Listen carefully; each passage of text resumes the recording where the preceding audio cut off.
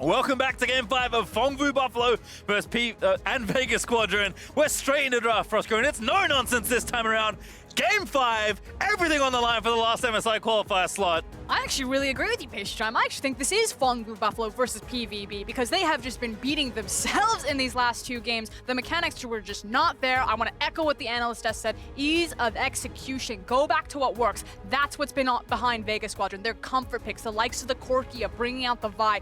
They know. They're sitting in their pocket. They have the confidence. All right, well, Karthus Tarek there for PVB, Kaiser Silas J4, no changes for Vega Squadron, but Aurelia, boss the threat there versus Seros. And I think this kind of answers some of the questions that the AD were asking earlier. You know, why did we move away from the Jayce? Well, maybe he felt scared about the Aurelia matchup, the fact that it goes down and then instantaneously Zeros is like, I hear you Spawn, I hear you Marksy, I'm locking in the Jayce and I'm ready to take this one home. But this should be no surprise if you've followed the series. Ashe, Tahm, Kench straight away for the Vega bot lane. And now we're going to decide, will this Game 5 haunt them? Will you pull up the Reddit comments and it'll be like, why did you ban Aurelia when you could have banned Tahm, Kench? Why do you allow Vega Squadron to skate through the 2v2 lane phase every single time with such a defensive pick? They think that they can break it, so PVB, they know it was coming, they threw down the gauntlet, they gave it away. Well, Meliodas going to lock in Gragas. Did not like receiving bans in Phase 2 of the last draft. It's also a really big comfort pick for Meliodas. If he doesn't get Jarvan, I think that his second best champion is the likes of the Gragas. Very heavy playmaking, much with the ability to look for early level 2, level 3 ganks. So that's what I'm expecting from Meliodas. The pathing, it's not working for him. I think he's going to go hard camp.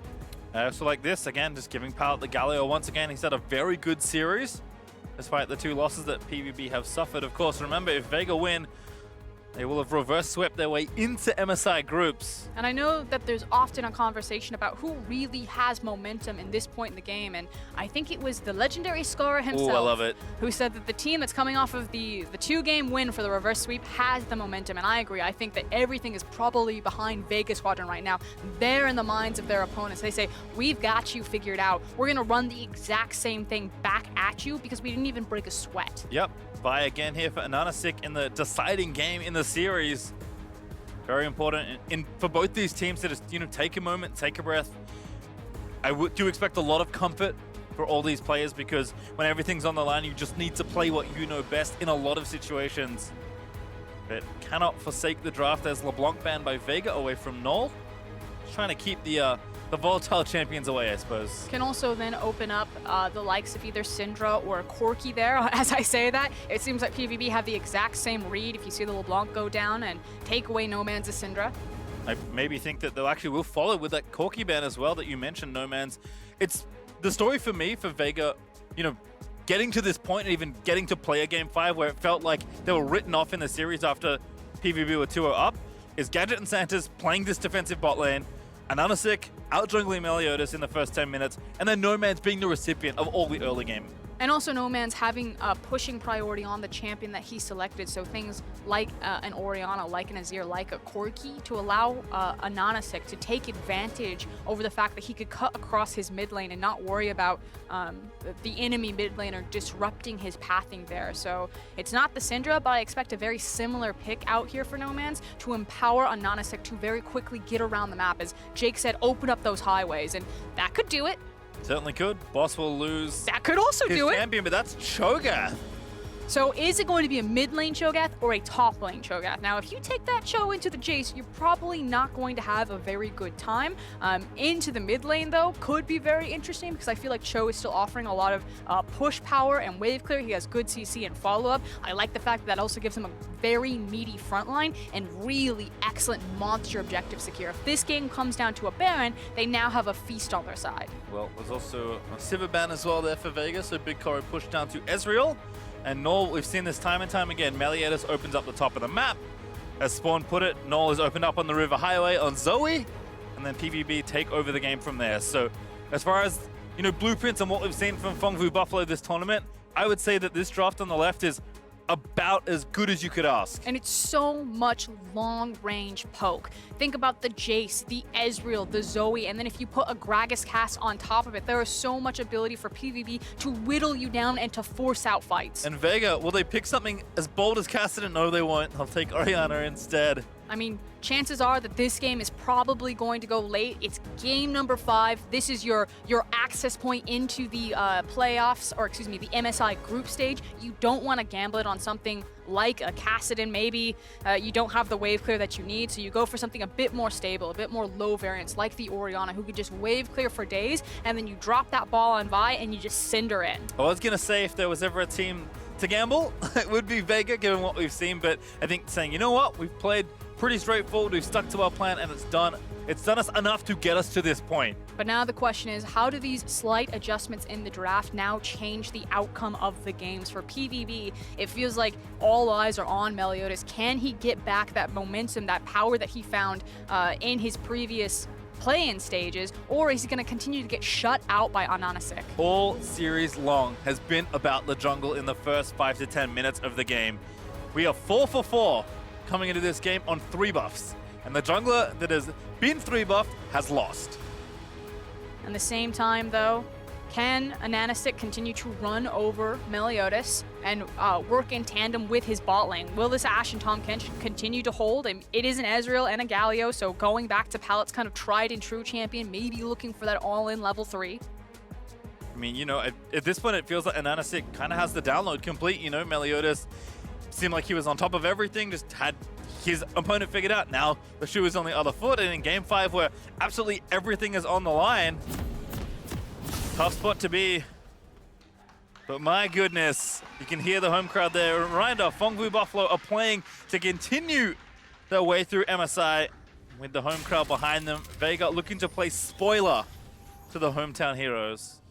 Feels like it's poke versus engage here. So many hard engage tools from Vega Squadron, but if PVB can get an early snowball, an early springboard for the likes of Naul, if he can have 100-0 kill pressure on someone, that can certainly change the tides of this game. But maybe the poke doesn't whittle down, maybe the hard engage comes out, and then this poke composition is just ripped apart. I love it when, you know, important games, game 5 of this series comes down to who's going to execute better on the composition. And it does feel like Phong Buffalo have at least picked themselves into a spot where they probably do need to put their foot down a little earlier than, say, Vega Squadron will.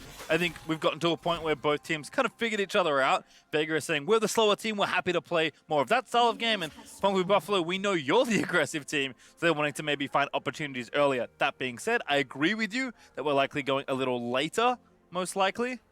I want to point out that Naul is again running the Unsealed Spellbook on his mage in the mid lane. We saw the catastrophe that was his TP in the middle of a team fight, so hopefully he doesn't make the same error this time around.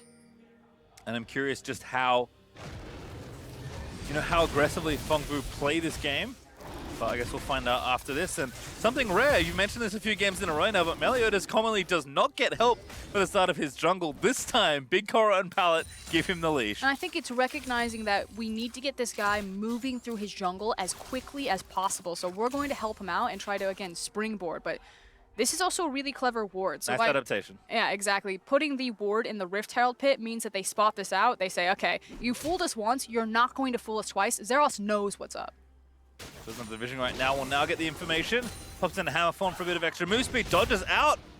Oh, and has to flash the Rupture. So unfortunately for Zera, still has to burn the Summoner. And we were just complimenting the adaptation, the fact that he knew that Vi was there, and he still greets for it and forces out the flash. Now, it's not necessarily as punishing in this matchup as it was in the one in game number 4, but that's still flashless Zeros and looks like a repeat gank here. I like this though. Meliodas going to read the play. Good Q from AHaHaCiK, gets out from under the belly slam. And looks like he'll just go back to his blue buff.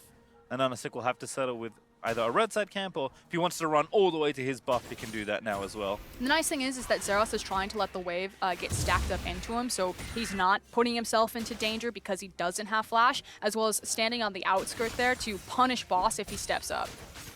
Let's see how the matchup develops. But in bottom lane, BigKoro and Palette, knowing where the jungle attention has been recently, trying to play up and aggressive in this lane, getting the lane pushed in. This was pretty common throughout the series, even in the the more defensive games that Gadget and Santos were playing. Didn't really get much initiative. I like this. Meliodas, though, again, this is a classic for this team, camping for the top laner. There's the flash committed. Boss going to use his flash as well. Will they go for the dive? They sidestep the rupture. Zeros wants the first blood, but he's not going to get it. They're not able to find it. Meliodas does fall down pretty low right now. I was curious what AHaHaCiK was going to do with the information. He was starting to skirt up towards the Cho'Gath, but says, no, I'm just going to take these Krugs.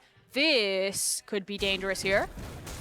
Level 2 still for the vibe. It now ticks over, and that Q is just going to poke. Okay, good. I was going to say, he needs to be respectful because Boss is still sitting on the TP, and if he decides to overcommit for that, especially using something like his belly bop to gap close, maybe trade some damage, that's very easy for Cho'Gath to just turn and trap him.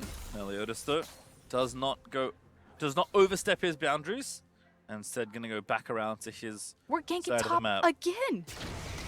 And I feel like one lane has gotten attention in any given game, and this game we've seen a lot of bot lane direction for both these teams, but certainly it is all about the top lane matchup.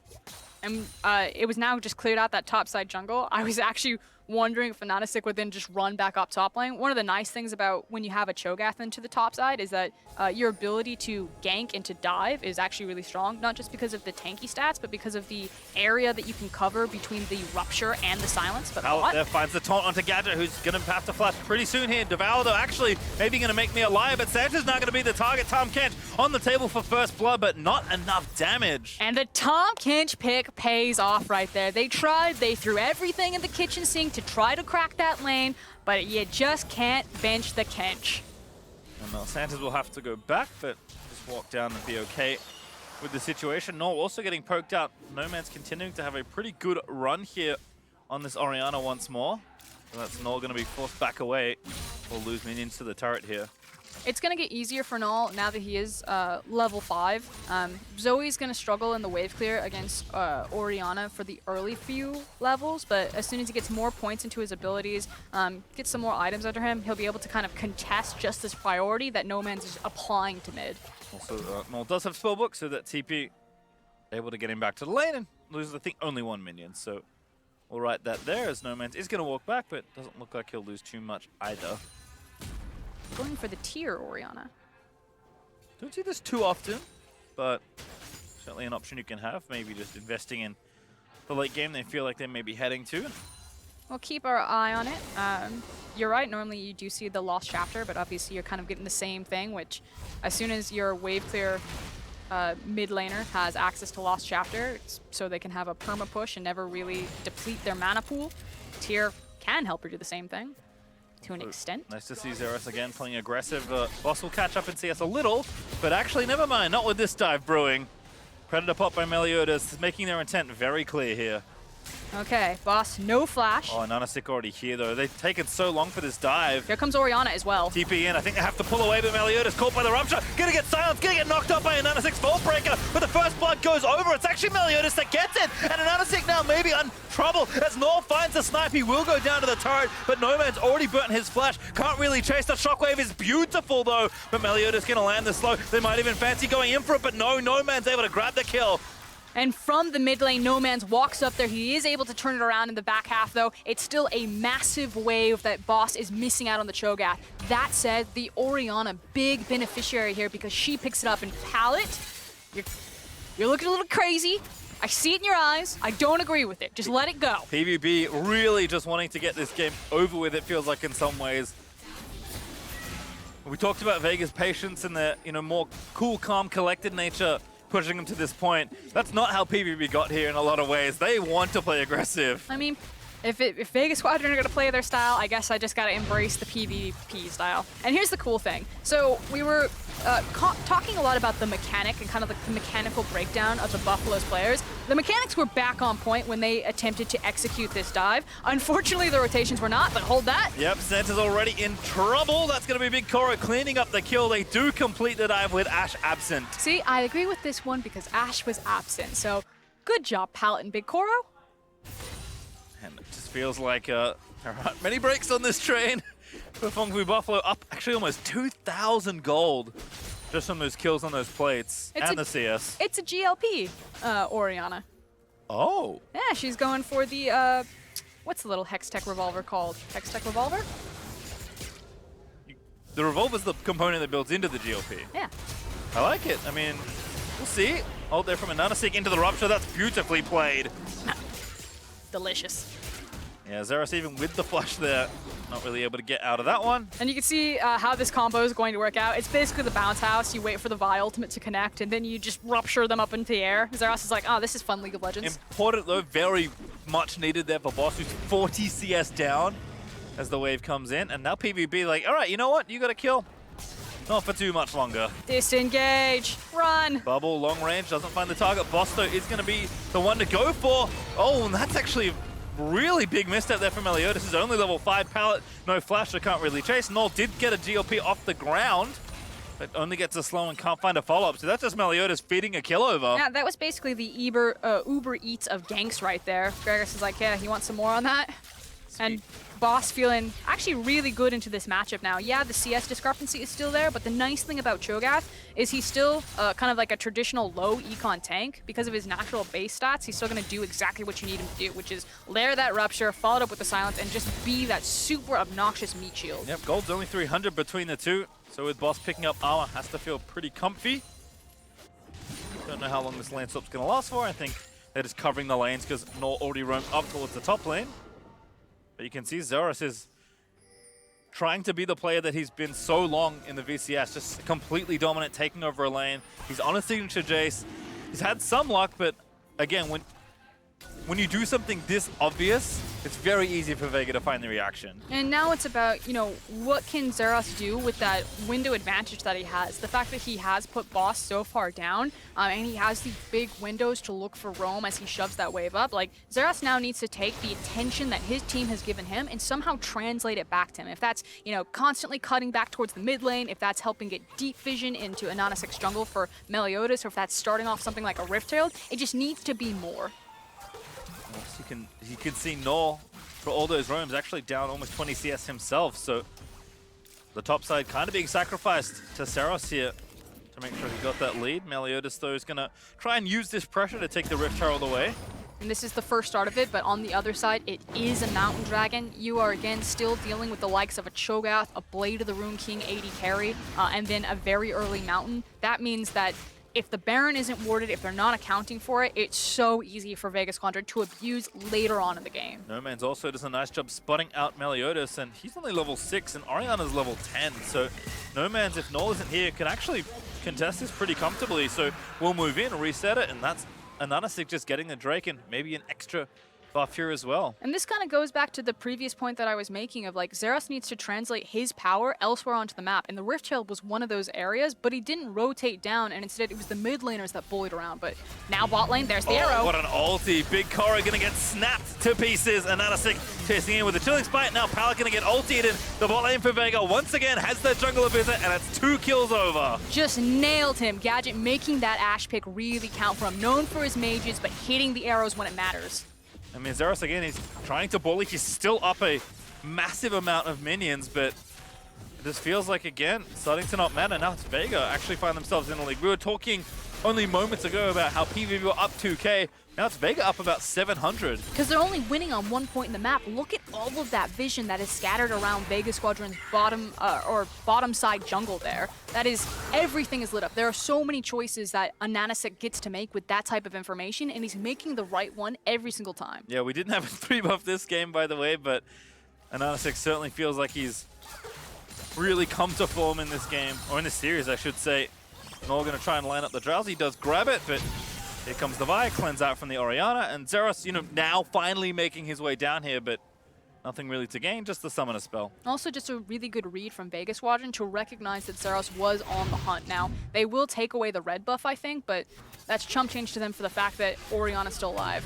Back to Gadget, nails the arrow when it counts. It's then perfectly followed up on AHaHaCiK, and finally punishing BigKoro for not taking something like a cleanse. Yeah, it's Ezreal, and you do have the access to the arcane shift, but he's taking teleport every single time. He's just playing so arrogantly down there. I also like that, you know, we had Medic in counter illustrating strong side versus weak side. Too far forward on your weak side. You don't know where the enemy jungler is, and it's a Vi. Usually you think you can get away from most junglers as Ezreal. Not the case in that situation. They didn't even need it with Gadget's aim. And I just love how they're comboing with this Vi by making sure that they just have so many multiple pieces of CC to help Vi really land her ultimate. The fact that it's not relying on Vi to open up the fight and to press R, that you have something like an arrow, which I think is kind of like the key, most important takeaway of making a champion like Vi really work in a competitive meta. Yeah, good point there. Although now honestly going to get jumped on. Barrel not quite connected because I think he queued away from it. I thought he flashed, but Meliodas tried to line up that combo and could not complete it. And slowly but surely, they're starting to lose control over this top side of the map as now you're talking about strong side versus... Arrow What? barely misses Naul. Okay, you might as well throw it. Are we checking now in top lane? Are we waiting for the arrow because it already flew by? Yeah, I think it's floated on, but... I was saying that the strong side has now swapped over. The fact that Gadget and Santas made an early rotation. Gadget's still down there, does have TP. He's now pulled it now. Yep, could be a big fight over the Rift Herald here. Zeros going to get jumped on, forced to flash over, and AHaHaCiK forwards with the ulti. Boss over the top, feasts on Zeros. Now Shockwave does miss for Nomanz, but still already the first pick done for Vega. We're going to call it a zoning Shockwave right there. And all Nomanz needs to do is to get his ball laid down in that little choke point. So waiting for Drowsy, will probably step back forward, and he's just going to keep all three of those PVB members at bay. Good poke here, though, again from the Ezreal and the Zoe. Rift Herald not getting done that quickly here. Continuing to charge in and poke down. Big chunk there onto Gadget. Boss trying to zone them out of the way. A great silence there. And with the Rift Herald done, I don't think they're going to get too much here. Pallet does have the flash. It is the TP, and PVB committing for a play. Meliodas looking to go over the top, but he can't make it over the wall. Pallet finds a two-man taunt. Zera gonna get himself the kill. Santa's maybe forfeit next. They're gonna check and look for the dive. AHaHaCiK moving in. The next Q doesn't land. Naul tries to find it. Goes Drowsy, does the Tahm Kench. And that's BigKoro picking up a sitter. And something will get back for the Buffaloes here. They're also going to try to pick up Boss. Surely he will fall right now. Grab the minion wave, maybe a top tower. Kill shot accuracy looking good right now. And there's the order from Meliodas saying, don't need accuracy with that one. That was just dodgeball up there. He like popped the righteous glory. He's like, wait, what way is it going to be? And that's the tower over as well, but let's revisit this one. Okay, so I actually really liked some of the initial setup here. The fact that they were able to disengage by using the Orianna ball to zone away. But at this point, PVB, no, we've committed too many resources. We must find something here. Big guy Pallet finds the flash taunt, at least picks up some of the kills, and then helps separate Vega Squadron, who are just like every man for themselves. Everyone get out, everyone run away. Power of Zoe, once you start chasing, usually don't have to stop for too long. Rift Herald, though, is channeled mid. Abyssal Voyage was committed also for Santa's, so Vega do answer back and get a turret for themselves. But once again, the gold lead has flip-flopped back in favor of Phong Vu. Buffalo up about 600. But again, Ocean Drake up, and this is a very high-tempo game at this point. And checking in back on Nomanz build, I was excited. I wanted to see the GLP Orianna. Instead, he went for the Archangel, so looking more for having more of that late game feel that you were talking about, and now we'll also have access to the shield. So Orianna shield on top of Archangel shield, like he's going to be really tanky and can survive these sustained damage fights for a long time. It also helped a lot against the likes of Zoe. So if Zoe ever does find him with one of these big pokes, he now has kind of two shields to work with to absorb a lot of that nuke damage. Just needed a book to read on the way to his first item. Has that spare tome. I saw the extra book. I was like, yes, give me that utility Ori. Give me Ashe Ori. Would be fun, but not this time around. As Naul now playing in a long lane there in mid. BigKoro also here in the bot side has the Manamune charging up and the Iceborne done. Nice and cheap, of course, are the Ezreal items, so not too surprising. I imagine the goal between the two is somewhat equal. Now there are no objectives really on the map to easily take. It feels like the game is going to slow down a little bit, but Phong Vu have definitely bought the pace I expected, and Vega, to their credit, are actually answering relatively well. Naul, though, is starting to really open up the game. True Shot Barrage and the Shock Blast almost made it a one-shot. Okay, this is literally a game of dodgeball for Vega Squadron. Can the poke damage connect from the Buffaloes? If not, then they can just turn it around with these big wombo combo ults. But the thing is you're then playing around timer. So if you look at Vega Squadron's comp, like they are so reliant on long cooldowns on key ultimates to finish fights, whereas the Buffalo's composition, because those champions rotate through cooldowns so quickly, the likes of Ezreal, of Zoe, of Jayce, they're not reliant on big, long ultimates to decide fights, they can keep tempo a lot in this game. So Vega need to be really on point of when they pick their moments, because if it ever doesn't connect for them, there's going to be a much longer window while they're waiting for their ultimates to come back off of cooldown that Buffaloes will just throw punch after punch at them. Well, when they did miss those first few punches, however, Boss actually just casually takes the top outer turret because Jayce was with his team trying to find that poke. Again, I get it, mid outer turret's a very important piece of the map to try and dismantle, but perhaps committing a little too much there in the situation, as the map will kind of move back to normalcy for a little while longer. I think we're going to be in a farm state until, like you're saying, another big objective comes up. The most important objective on the map for Buffaloes here is going to be that mid tower. It's going to be really hard to break as long as Orianna has access to mana and is alive in the lane. And they don't have the same CC, so I'm actually looking at Meliodas. If they want to break mid lane tower, they really need this Gragas to threaten with the cask and possibly break or sweep her off the structure. But if Meliodas isn't paying attention to that lane, then Vega Squadron can stall out this game for a very long time by just having their mid lane tower stay alive. Naul also got the blue buff, so makes Operation Poke in the mid tower that much easier. Also see that Santa's moving around quite a lot. Another good component to have if you're just trying to save someone from a Zoe bubble. TP down also from BigKoro to the bot lane, just returning to try and keep the pace up as far as farm goes. I'm actually really surprised that BigKoro and Palette returned towards the bot lane to just kind of trade farm here. I feel like we're tunneled in a little bit too much for the Buffaloes on finding these kills as opposed to prioritizing the objective. But here we go. Yeah, Nomanz chunked again. But AHaHaCiK already here to answer. Actually, it's found Meliodas TP in from Vega. Arrow's going to land in as well, but Meliodas with a great stopwatch as Palette swoops in with a hero's entrance. There's the ulti out of the way, but now Palette's going to try and get out of there. No intent to re-engage down. Look for the assassination! PVB! Able to grab the carries. Orianna, though, still alive, but BigKoro over the wall takes down the jungler. And Phong Buffalo just brute forcing their way through Vega. And the thing is that Vega Squadron didn't find the engage. They didn't make it work with all of those big cooldowns. And once they were expended, you can see how the Buffalo's competition just immediately rolls over you. And it was the worst time to fall down right there. There are so many objectives that Buffaloes can take on the map. Is it going to be the mid tower? Looks like it's going to be the Baron. They're going to make a go of it at least. 7 seconds till the buy is back up. Oh, the indecision. I think they've realized that maybe it's a bit early for this Baron. But this is actually really indicative. If you want to talk about like nerves or the hype getting to them, the fact that they misread a call like that, where are we going? Are we taking the mid tower? Are we taking the Baron? And then in the end, they don't get either.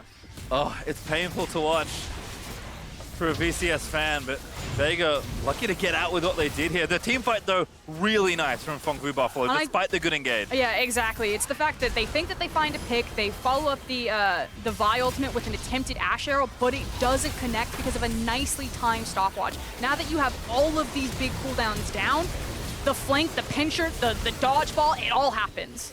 And Zeros, despite falling there, he knew his job there. Just go in, try and smash the carries. And the most dominant player in the VCS is starting to come alive, and the crowd is coming along with him. So at least finding something right now, looking to step up towards this dragon. They're going. The cooldown is down. Oh, not going to get it, but AHaHaCiK into the bounce house. That's going to be Meliodas dead, though, but PVB just unrelenting in their pressure, and AHaHaCiK will die. Zeros now still off to the side, but he's going to try and take down Nomanz with him. The shot down from the Kench, but Naul able to grab the Orianna instead as Boss going to get kited out by BigKoro, and he should fall as well. Rupture is good. The last Q won't quite connect, but just Cho'Gath, there's nowhere to go. Last few autos make it happen, and that's an ace.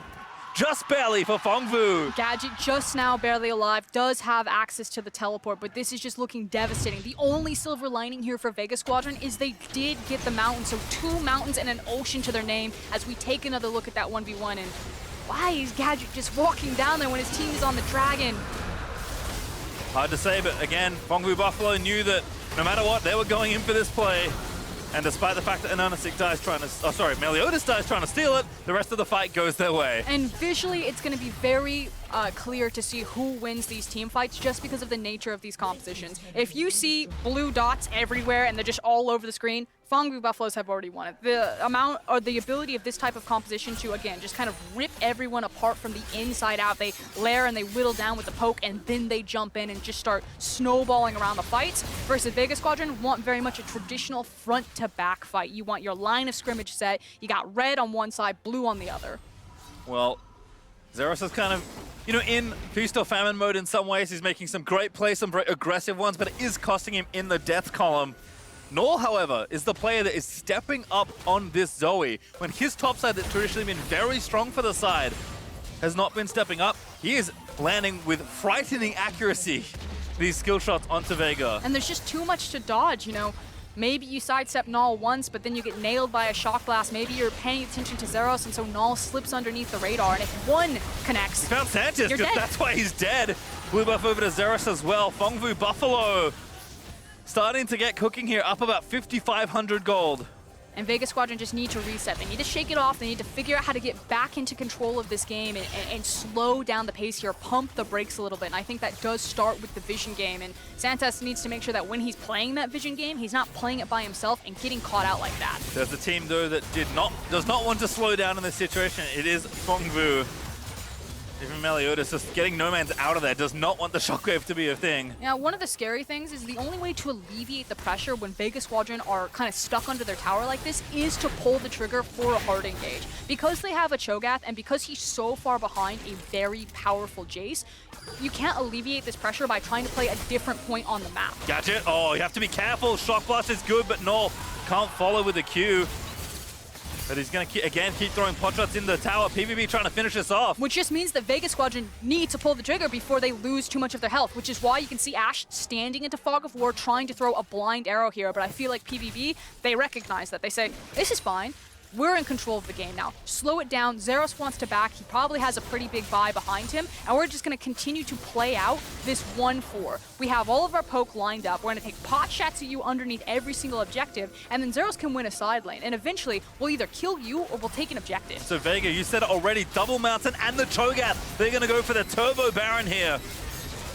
This is the Hail Mary play. They know that they can't get into another poke war. They need to poke them though, but now Vega may be turning off. The Baron resets, so the attempt is done. Oh, it's desperation. Oh, BigKoro, what a flash. Oh. Got chunked by the shockwave, but did not die. Vega they're getting desperate. They don't have a shockwave. They're approaching the Baron again just because they want to try to zone people off. They're now cut away from where they need to be. You can see Ezreal preparing the wave in the mid lane. Santos and Boss just move out with the Abyssal Voyage. Naul also going to take a recall. Does have Spellbook if he can swap to TP. If they want to go back in swiftly on this one. And everyone, take a breath. That got really scary for a minute there for Vega Squadron fans. They know we can't get pushed out under our tower. We can't have extended poke wards with them.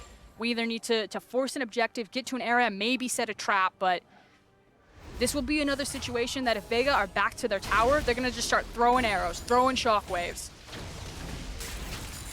PVB building in strength. Zeros almost up to a Black Cleaver as his third item. And Naul's actually done, already finished his Zhonya's, his Banshees, and his Ludens with a 10-stack Dark Seal. I actually think it's really important that Boss has also completed his Warmogs, so has the utility of the Righteous Glory because, again, the only way that Vega Squadron execute against this composition is through the hard engage. But because you are dealing with so much poke, and we have teams that are sitting on the map for a really long time, that Warmogs can give him so much value if he's able to over-sustain or out-sustain multiple iterations or multiple fights. Block with your face. Ooh, second Ocean actually very valuable here for Vega versus the poke comp. So they should be able to get it here. PVB not moving in just yet. Shockwave finds two. But no follow-up. Boss though, maybe another target. He's not that tanky. Pallet looking for the taunt, will find it. Fight's gonna break out. That's dead. Meliodas able to find the snipe. But as AHaHaCiK in onto Zeros, he's forced to flash away. Naul again trying to find it, but Gadget forced away as AHaHaCiK does get the kill onto Zeros. However, Pallet looking to make the plays once again. He's got the flash, but he does not commit it. Naul looking for the angles. Oh, he almost found Gadget with the bubble. And it was another situation where every man for themselves. As soon as all of the ultimates went down, Vega Squadron like, we have to get out of here. Now, this should mean that the tower possibly falls. Nomanz wants to wave clear, but it's just too dangerous. If he dies, it means so much more loss. Can't face check Naul. He's just so strong at this point. I mean, Zeros, he's making the aggressive plays. He's sacrificing himself for the better of his team at this point. They do take the turret. Now, teleport is up and available for Boss. He can try to look for a TP. You see pinging on deep wards behind them. Yeah, there he goes. Vega. Gadget's coming with him too. This is a two-man teleport. They can see it though. Boss in. There's Gadget though. Meliodas gonna find it up, but BigKoro gonna try and cut it out of there. Stun onto Pallet. Meliodas goes in. He's gonna try and buy time. Here comes Zeros as well. Vega, you cannot kite out this comp with that forced to run away into stasis, but the front line falls, and Phong Buffalo coming alive! They just annihilate Vega Squadron right now. If they want to go for the end, if they catch them, this can be game over. Series done right here. At very least, it's full Baron control. PVB will take probably the most aggressive option presented to them, and right now that is going to be the Baron. BigKoro has already started it. There's even a control in the back, so this is not a secret to Vega, but they can't face check here. And I don't blame Vega Squadron for looking for that type of play. What I do blame is also putting the Ashe there. There was no reason to have your ADC land on top with your tank and then just instantly die. And again, PVB make the aggressive play that gives them over the teamfight win. It gives them the Baron. And I want people to pay attention also to where Meliodas is. He's on the back end and he's also sweeping out, so he knows he's not seen. So Gadget thinks he's safe, making this type of teleport play, and then bam, just smack down and completely disengage. That means all of the damage in the follow-up is lost, and now the team is split. The shockwave doesn't connect with anyone, the Ashe arrow wasn't followed up on, there was just nothing from Vega. Yep, they lose their jungler and their tank in the top lane. That's Baron over to Phong Vu. About 8,000 gold ahead or so. They can see the win.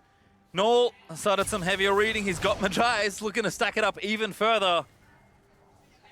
And what a turnaround from the Buffaloes, especially on Naul. You pointed it out, Pastry. This guy has just had a very up and down last two best of fives. Kind of mechanical mistake after mechanical mistake, and now picks up a very intensive champion like Zoe. 5-1-9 right now, is putting in the work. And not just him, but you know, it started with Xerath in the top lane. BigKoro also flexing on the likes of this Ezreal. Like, I don't know where they found their Wheaties, who gave them the locker room talk. If it was the crowd that was just like, you know, getting behind them, that 6-man, but the Buffaloes have come back to play and are looking like we expected. Well, still smashing down turrets despite the Drake deficit. They just have so much power to play with still. Gold lead's starting to get bigger. It's very close to 10k up now. Trying to do what they can with about 2 minutes left of Baron buff. Want to break some inhibitor turrets if they can. They've got the siege to do it. And this is the terrifying situation. You take 2 pieces of poke, and it's basically over, and it just puts you on a clock. How long can you dodge for? How much can you survive before you just have to look for the engage? And all over the wall again. Forces Santa's away. Also got Xerath in the mid lane, trying to get the minions shoved in. All eyes on this Ashe arrow, all eyes on the shockwave. Vega, when do you pick your moment? You probably want to save this tower if you can. And you gotta go before you get poked out. Meliodas just with the ulti to try and zone them off and chunk Gadget a little bit. I think that was a fear ultimate. He threw it out way too early. I like that from Santa's. Just picking up the Baron up cannon and saying, all right, that's out of there. At this point, I think Vega Squadron will probably let the single inhib go. Losing 2 is really the nail in the coffin, but again, you're waiting for that shockwave cooldown, so I like this. Hey, we didn't connect with the shockwave. We can't fight them. Let's try to hold on to our other key ultimates and then just slow down how much of our base we're losing. Cho'Gath falls asleep, but that's probably the one target you're okay with on the Vega side. So Inhibitor does eventually fall. PVB, they stay out on the map. They've got an Ocean Drake that they might want to take away to prevent the triple in 20 seconds. For now, they'll at least go back and spend their money. Would also help open up the possibility of an Elder, just another objective for them to play around.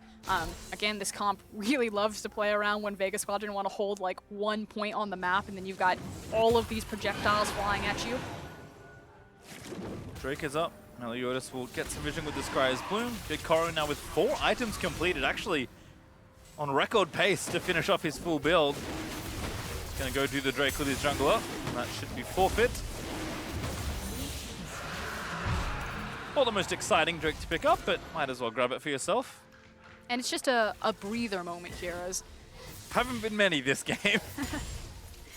see how cleanly the Buffaloes can finish out what should be their game. Can never underestimate, again, the power of a well-placed wombo combo. Nomanz also getting cheeky, trying to find a carry and delay the push. But it does feel like the Buffaloes can taste it, that they know that this is their game to lose, that they are so close to that group stage. Kench asleep, Naul gonna follow up. Good chunk of damage. Only have to just be a little bit more patient. Xerath getting the mid wave going. Boss is busy in the top lane with the supers. Don't think this tower's gonna last too long here for Vega. And the sweeping out as well. Again, denying what vision you can. It's already dangerous to face check when Zoe and Ezreal are out and about. And you can't see, it's even more so. And PVB doing a good job. Multiple sweepers going down, a lot of control wards. They're trying to make sure that their flanks are safe, that when they are approaching these structures to look for the siege, to look for the poke, that there's no crazy teleport coming in behind them. You check on the timers, you can see that Gadget and Boss's TPs are about to come off of cooldown. The Baron has worn out, so we could be possibly playing around the next timer, which is in 1 minute. And there's now another window where Vega have the opportunity to look for the sucker punch to get their foot back into the game, but I feel like that's almost like the last window. They get one more shot at this. Well, Meliodas even, he's going the AP build this time around, actually now finished his Zhonya's. So everyone from Phong Vu very well equipped to fight around the Baron that's coming up in 45 seconds. And I feel like this Baron will be the make or break moment for this game. If Vega can find a way to steal it or somehow win a fight around it, then they get to keep playing. Actually, if they lose this Baron, I think the game's over. I agree with you. I think it's really fun that he went for the AP Gragas, because I think when you're working with Naul, and even the Ezreal, like if one piece of that CC or that poke lands, like they're basically half health, and an AP Gragas drops a cask on you, the ability to assassinate someone from long range is actually really cool. Like, as a comp, this is really fun, but very hard to execute. I've been very impressed with how the Buffaloes have done it. Yeah, you know, you talk kind of like dodgeball, having to dodge all these skill shots. The cast's kind of like the critical hit ball that you throw it at the end to finish off your opponent. You always see that one kid that just gets slammed in the face. That's what that Gragas cast does. Again, just keep pushing the waves up. Baron is now up and alive, so PVB going to pick their spot once they've got the waves in positions they're happy with. And you know, we haven't even talked about this. Buffaloes don't need the Baron to end this. They have so many ranged champions. Yeah, there's an abundance of wave clear, but you can starve out Nomanz's mana pool if you'd like, or just whittle away with the poke and start to starve out some of these health bars. So I actually like this idea of, you know, we don't need Baron. That's kind of the one way that Vega would get back into this. Let's just try to exhaust them on this map. Still got Inhib up for a minute as well, I think, which is a thing I'd forgotten. So Super Minion is now going to have to be dealt with by Nomanz. That means they can keep pressuring around and throwing their skill shots in. Zeros actually stepping up to chunk down the turret, does a decent amount of damage to it. And Gadget is dodging well. Nomanz eats the cast from Meliodas. BigKoro gets slowed. Someone's fallen asleep. Oh, it's a minion. The melee creep slacking on the defense of this inhibitor tower. Minions have feelings too, Pastry. Well, better the melee creep than your carry at this point, most certainly. And looks like PVB decided that, all right, that's enough sieging for now. Inhibitor's coming back up, and this is a pretty straightforward two-man, although Hawkshot will spot it. AHaHaCiK He's asleep. Yeah, he's trying to get over Wrong the top. time for a nap, buddy.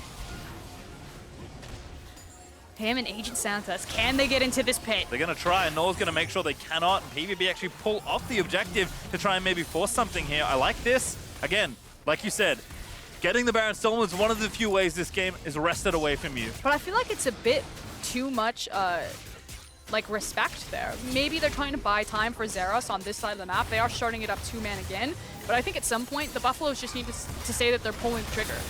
Talon may be caught out here, but it's actually going to flash out to safety. Naul over the top forces the Devour out of Santa's. Here comes Zeros. Good chunk, but not quite enough. Inhibitor's back up again, so Vega have to worry about that entry point into their base. Phong Vu Buffalo will actually reset. Elder Dragon up in 20 seconds. Now the map has two major monsters to play around. This is interesting, though. Vega could just walk up to this and try to very quickly burn it. This is still a double mountain, double ocean team with the Cho'Gath. So playing around the Elder might just overcomplicate things for Buffalo because they can't just leave the Baron unattended. The ability for Vega to just burn down that objective, or the Elder if they choose so, is pretty massive. This feels like a game of juggle that Buffalo really shouldn't want to play. And as predicted, this game has gone much longer than our last for almost 37 minutes in, and Vega are at least going to tap the dragon. Pallet can see them, so he knows what's going on, but this dies very quickly. Yeah, look how it's burning. I mean, they've got so much damage already. They've got the secure. They will grab it. Now they're going to run and not get picked off, and Zeros actually is assaulting the base. Maybe PVB can stop some backs, but they're just running straight towards him. This is one of those scenarios. You're going to look back at these type of intense decisions. What was the clutch call? Was it the right call to give away an Elder? Because eventually, Buffaloes will have to go through this team to get to the base. The minions! They're so strong. Really clutch bubble there by Naul, although Zeros has overstayed for this. It's not going to matter at this point. He's going to lose his GA. I mean, PVB are going to try and force here. They actually get the combo in onto the Cho'Gath boss. He's going to fall down. I think it's close to Stone Plate Pop, but it's not enough to keep his life. And now Orianna forced to insta-cleanse. They're going to try and force them out of the base here. Already one inhib gotten. They've broken the towers almost everywhere but the Nexus. Oh, no. BigKoro is on point. Buffeted out of the shockwave twice now. PVB aren't stopping either. They say, we don't have a Jayce, you don't have a Cho'Gath. No one can really sustain this poke. Gadget certainly cannot. Two-shot barrage in, that's going to force the devour. PVB moving in forward, going to take this inhibitor. Vega running out of health to play with here. They just cannot tank this poke for too much longer. And they ran out of cooldowns to play with. As soon as that shockwave went down, Buffaloes were given the confidence to step back forward. It's now 2 inhibitors taken away. Like you said, it was a clutch bubble. It was an even worse shockwave, though. As soon as that shockwave was down, you knew that it was going to be the mid-inhib. This is the last leg for Vega. They've got 1 inhib left to defend, 2 Nexus turrets, and the final structure all remaining on the table. Phong Buffalo fancy themselves something around the Baron. AHaHaCiK over the wall, looking for BigKoro, but that flash wasted. And even if he finds BigKoro, he has a GA. For the safety that Ezreal has, access to his flash, his E, the GA, I don't know if you can kill him without burning multiple ultimates. And then what do? There's so many damage threats on that team. That's an AP Gragas. And now Zeros with a QSS, almost finished full build, level 18, pushing the side lane with the stolen enemy blue buff. Elder Dragon's about to wear off. Didn't help much versus the poke anyway, unfortunately for Vega. And it looks like now we're going to play the map Baron game for Buffalo. They weren't confident enough to close out the Baron play on a single inhib. They now have 2 inhibs to play around. But you can't go, because I think Zeros will end the game if you commit too much to the left side of the map. And he knows it too. He's just sticking in this side lane. Very tough decision for Vega Squadron. A rock in a hard place. They get, one mom spaghetti to make this one work. One control ward's starting to be erased from Vega's jungle. They have lost almost all vision around this Baron. In fact, PvP say that's enough. Hawkshot is really nice from Gadget. Again, that utility helping out a ton here. And look how they've done their lane assignments. They have the Abyssal Voyage with Orianna to quickly get here, and they're making sure that boss is near the pit. He has Flash, he has Feast. The call is clear from Vega. They want to try to Feast steal this unless they catch out a fight. TP in from Zeros, so they're going to try and take the jungle, but as you said, they still got the Feast, even if AHaHaCiK dies. He's got the GA, Abyssal Voyage in. They're going to try and start a team fight here. Santos, though, too far forward, and AHaHaCiK still caught out of position. BigKoro cleanses out of the big arrow, and Meliodas finds 2. Gonna look to knock them back into stasis. There's the neck down, and AHaHaCiK will fall after the hero's entrance. Boss will be forfeit as well, and PVB might not need the Baron to end this game. It's just 3 members alive. Can they hold against? Gadget, goodbye! That's game, PVB! It looks like they have done it. Vega can only run away from this point as PVB will surge into the base to end the game. Santa's falls. Nomanz the only one left alive as PVB will push the final minions in towards the Nexus. And all the analysts wanted is they wanted to see Zeros. This is who they came to see on that Jayce, and they finally got him. The ace comes through, and the Buffaloes are charging towards the Nexus. They will earn their place on the mid-season's biggest stage in front of their home crowd. Phong Buffalo fought so hard to get here, but they will take the final spot in MSI groups.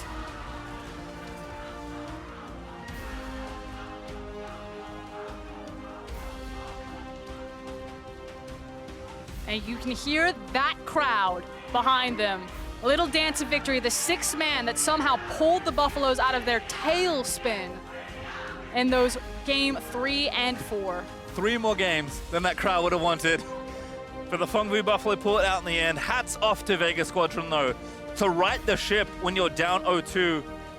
To change your plans, to fall back to something different, honestly, than what you had a lot of success with in the early stages of the tournament, and to make it look awfully close at the end of the day. And to rewrite their narrative. No one would remember this Vega Squadron as the inability to play standard. They can play standard. They hung out with the Buffaloes, but at the end of the day, it was the superior carries that ended the game. Tenacious is a word I think I can use to describe Phong Buffalo. I mean, showing a lot of grit here, most certainly.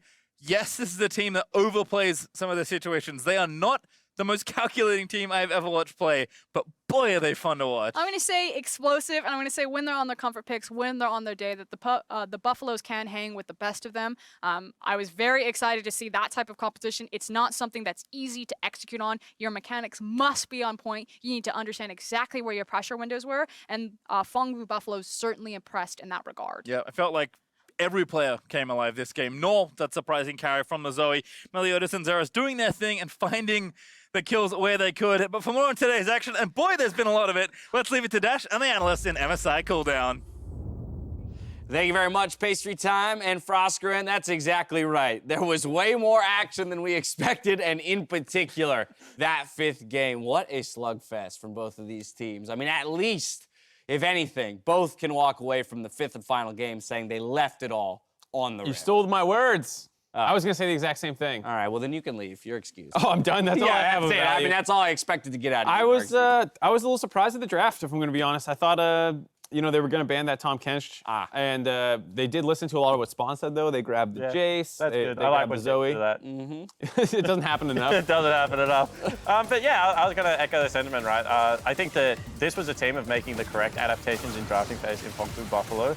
And then kind of the Cho'Gath was a little bit surprising to me, although it is quite good into poke comps. And then Tahm Kench being left up and available when you wanted to play poke as well. So I think, you know, it was half there for Phong, and kind of, once again, just sloppy mistakes hurt them a lot during this early stage of the game, but credit to them, they were able to rally and bring it back. Yeah, I mean, AHaHaCiK played out of his mind once again. This series just, like, literally hard carrying top and bot lane for his laners because they were really getting outplayed. They were definitely weaker mechanically, and the fact that he was able to make this a 5-game series mostly off his own play is super, super impressive, and I hope we get to see him back again. And you asked whether, you know, desperation was going to creep into this series, like towards the ends of the games, and I think that we did see a little bit of that.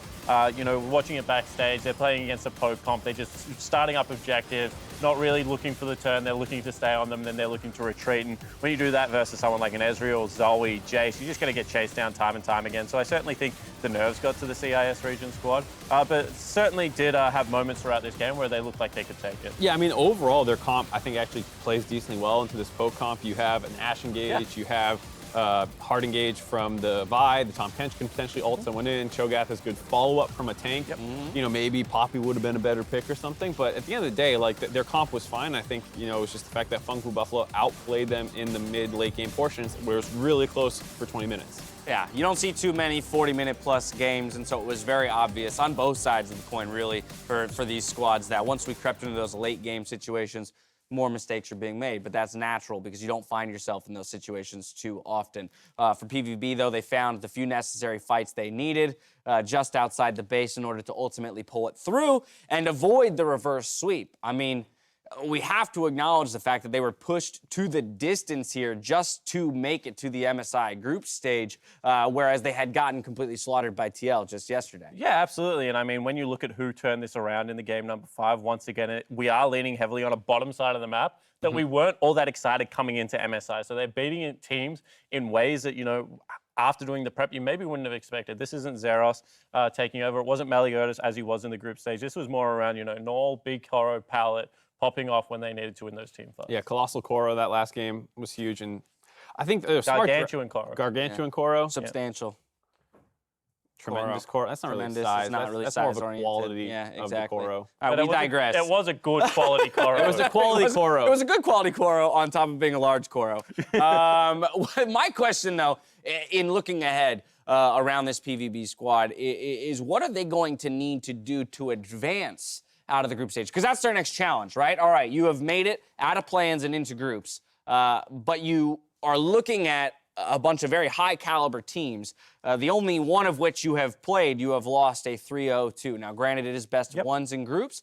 What are we going to look for them to do come that group stage? I think play with the speed and decisiveness that we saw in game number 1 and hope that the conditions of the game line up in your favor. After watching game 1 and 2, we were a little bit hotter on them. Obviously, it's cooled off a little bit now after the previous 3 games, but I do think game number 1's tempo and pace can push teams to maybe make some mistakes in best of 1. Yeah, some prayer for a miracle would be a pretty nice. good game plan. Okay, fair enough. I think, you know, when we started talking about them around, like, they have a chance initially because the thought was, like, they played TL pretty close for those first series, you know, in those 3 games. And so in a group of 6, if they're actually able to be better than Flash Wolves and then someone else has a rough tournament, they can pick up a couple wins. So one of the things that often happens in the international competitions is one of the major Someone region doesn't teams, show up. Someone goes on a slide, someone doesn't show up. It happened last time to Team Liquid. Even in the second half, Fnatic went on a slide. Like, these group stages are relatively long, and so things can happen with the major region teams where their own mentality and their own expectations get to them. Even in the world's luckiest MSI, SKT went on a slide during group stage before coming back to win the whole thing. So even the best in the world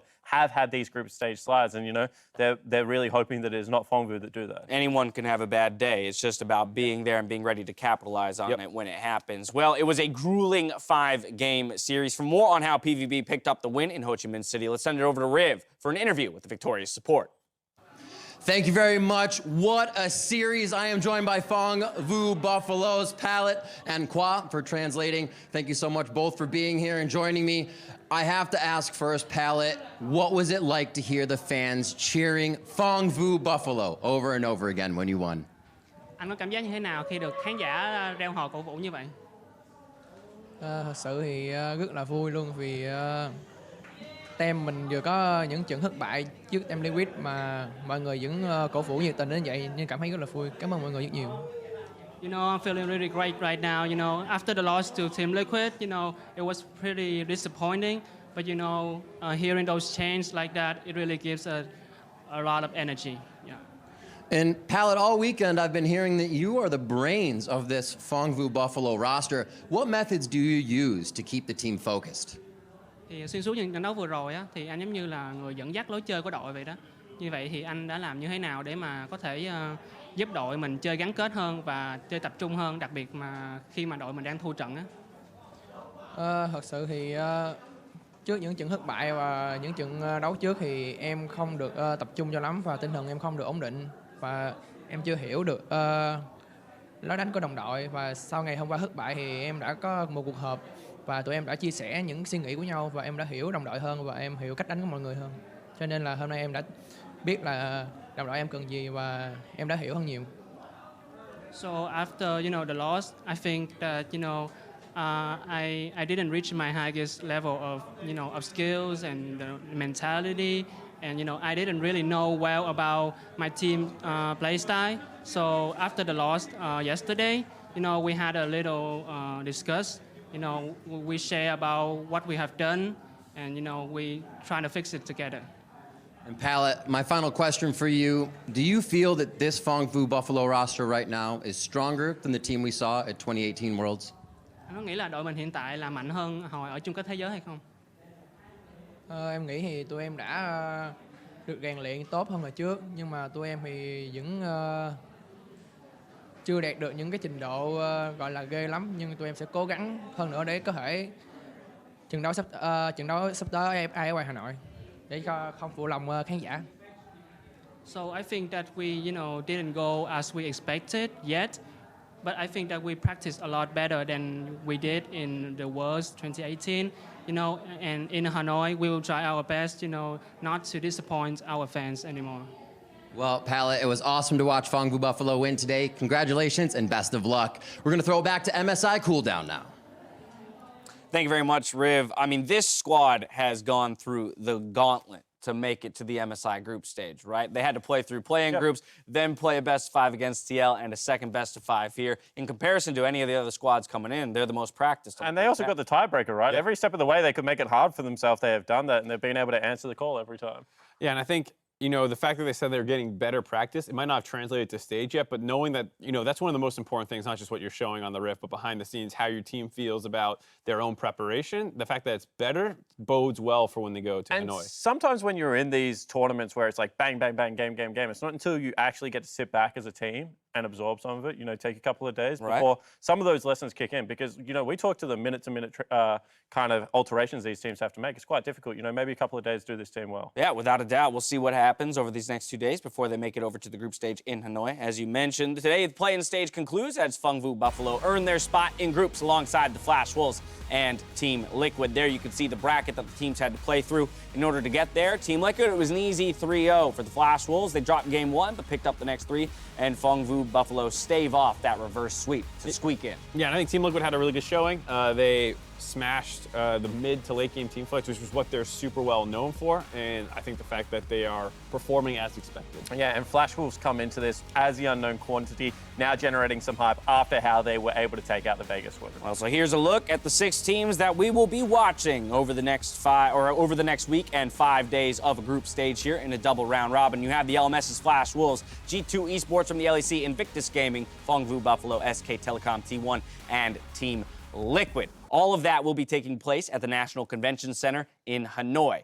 Now it's time to talk about the 3 teams that we haven't talked much about, the 3 awaiting these guys in that group stage. First up, the defending world champions in Invictus Gaming from the LPL. And they come back in with the exact same roster that they were able to win Worlds with last year. Certainly the front runners and favorites after how they've been able to continue their dominance. Not just the exact same roster, but I think the meta is also super similar to Worlds last year, where there's tons of carries in the top and mid lane, and Rookie and the Shy are the best in their roles in solo lanes in the perfect meta for them. And shared champion picks when flex picks are so crucial is huge for a team like IG. Means they can take blue side, means they can get priority over the draft early. And we saw that, you know, whilst they defaulted a little bit to red during Worlds, that the blue side drafts are really starting to come online at the moment. Yeah, so all signs point to things going in favor of IG based on what you guys have said. Let's talk about SK Telecom, though. This is a dynasty of a team returning to the international stage here with a bit of a different look. FLICKR still at the helm. Yeah, I mean, people are so excited just because last Worlds, LCK fell on its face for, I think, the first time ever, you could say. And they were knocked out very early on in the tournament, and now you have the greatest player of all time leading the charge for the return to Korea's dominance, and I think this is such a great lineup to accomplish that. You have FLICKR, but now he has tons of star power in both the top and bot lane. And some leadership to help him out, you know, take that shot calling pressure off his shoulders. With Marta, means that FLICKR can focus a little bit more on the laning phase. He is coming up against some very good mid laners. I'm very excited to watch Clid. Clid in the LPL was explosive, continued that form into the LCK, which is one of the slower regions, and I think this is a guy that can show up massive at MSI. I mean, Teddy as well. That lineup of 5 is Super absolutely team. stellar. Yeah, no shade, obviously, thrown to Invictus Gaming, which, as you mentioned, fields the same 5 that won the World Championship. But I think another point to SKT's story is kind of the tumultuous history that they've had with MSI, right? Let's not forget that, you know, going to Game 5 and losing to EDG back in the day, like, there is definitely another element to that redemption arc, not just losing the World Championship for,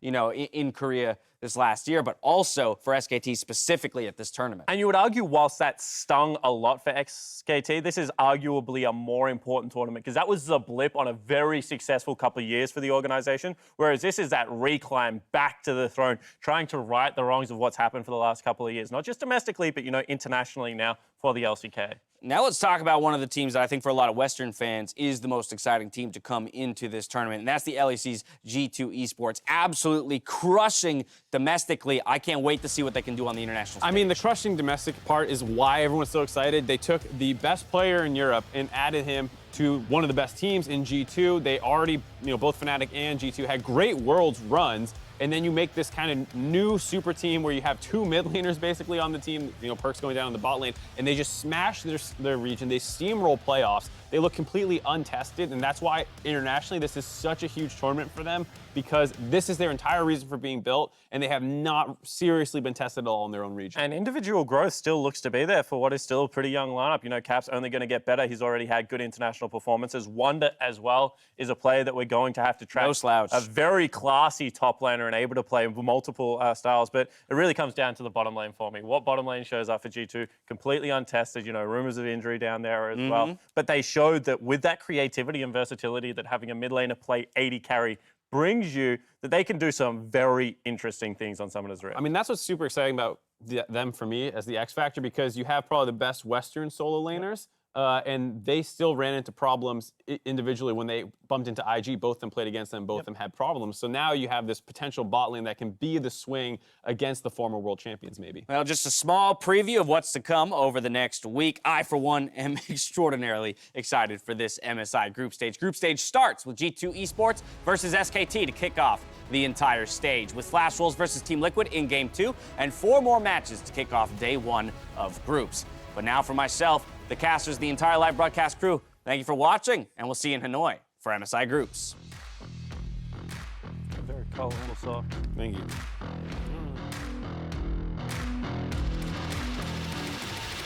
Play-in knockout stage where it's do or die for the hometown favorites, PVB, opposite the LCL's Vega Squadron, as they fight for the last spot in groups. Gadget though does have the ulti ready. BigKoro charging in with the killer instinct, flashes forward, grabs the kill, and now it's Santas that's in trouble. Pallet hits 6, he pops the depth charge and Santas. It's goodbye and a double kill.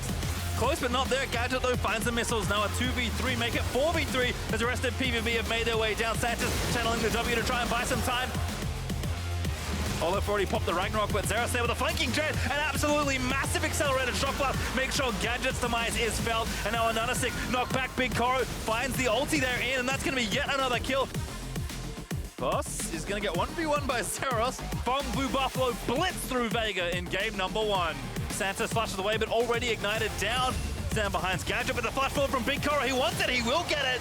Zeros though, good riposte actually. Now going to try and make some sort of 1v2 outplay. We're going to get the first kill, finds it, ulti procs. They will get the kill, Meliodas revives. BigKoro, how did he live? The rest of the team dives in, the Nexus is exposed, and that's going to be all she wrote. PVB, match point now in the series. Really knows his way around this champion. Zeros getting, oh, he's poked off. That's actually an ulti in from Rek'Sai. It's an assassination. Vega finally find themselves on the scoreboard. Vanguard Z lining up. Good ult there from AHaHaCiK with the flash out as Vanguard Z finds 3. Shockwave though is really good, but AHaHaCiK does find the shutdown. It's 2 kills for Corki on top of it all. Nomanz straight in there with the package, moves into the backline, and that's actual demolition from Vega Squadron. No nonsense this time around. Look at the assassination! PVP able to grab the carries. Orianna though still alive. Looking to step up towards this dragon. They're going. The cooldown is down. Not going to get it, but AHaHaCiK into the bounce house. Into stasis, but the front line falls, and Phong Blue Buffalo coming alive. Can they hold against? Gadget, goodbye. That's game. Phong Blue Buffalo take the final spot in MSI Groups.